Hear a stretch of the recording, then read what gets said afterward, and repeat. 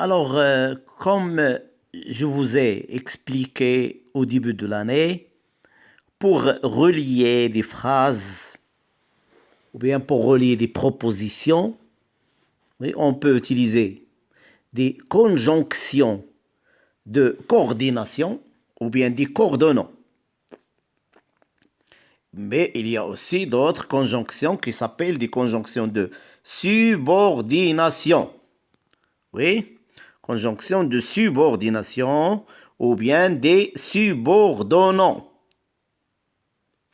Alors, les coordonnants et les subordonnants sont des mots de liaison. Les coordonnants sont donc les 7 mots de liaison qui sont très connus, que vous apprenez déjà depuis le primaire. Ça veut dire mais, ou, et, donc ornicar.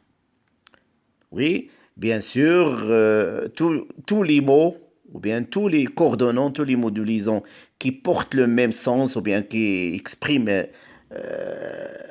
la même chose que mais, ou, et, donc, or, ou bien ni, ou bien or, sont des conjonctions de coordination. Par exemple, puis, il joue le rôle de et. Ensuite, d'abord, alors, enfin. Oui, ce sont des conjonctions de coordination. Coordination, ça veut dire addition, ça veut dire plus. Il ajoute une phrase à une autre, un adjectif à un autre, un infinitif à un autre, un verbe à l'imparfait à un autre, ou bien quelque chose comme ça. Alors maintenant, il y a aussi les subordonnants. Les subordonnants, ce sont des mots de liaison, oui, qui relient en général deux phrases. Oui, ils relient deux phrases. Et la phrase qui commence par ce subordonnant s'appelle une subordonnée.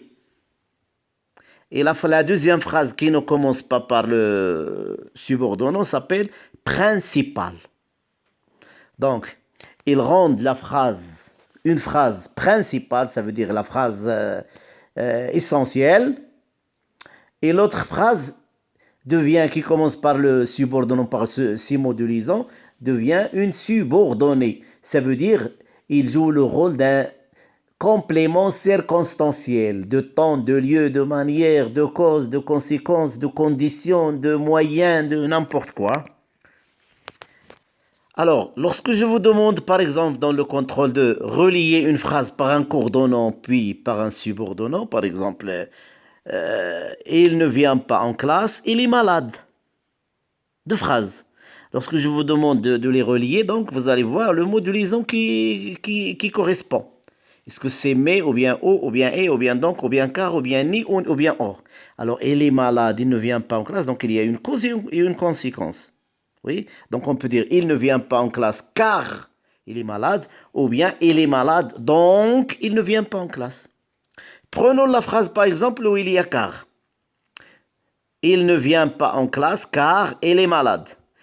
Alors, il y a un synonyme de car qui est une conjonction de subordination qui exprime le but. Oui, excusez-moi. Qui exprime plutôt la cause, la cause. Exprimons la cause. Donc, je ne sais pas ici s'il y a la cause. Oui. Donc, il y a comme, il y a parce que, sous prétexte que, en raison de. Donc, ils ont le même sens que car. Je peux dire donc, comme il est malade, il ne vient pas en classe. Ou bien, il ne vient pas en classe parce qu'il est malade. Sous prétexte qu'il est malade, il ne vient pas en classe. En raison de sa maladie, il ne vient pas en classe. Donc là, c'est une subordonnée. Donc, on peut relier les phrases soit par des coordonnants, soit par des subordonnants. Retenez bien, par exemple, ce mot-là, car et parce que. Car c'est un coordonnant, parce que c'est un subordonnant qui a le même sens. Allez, au revoir.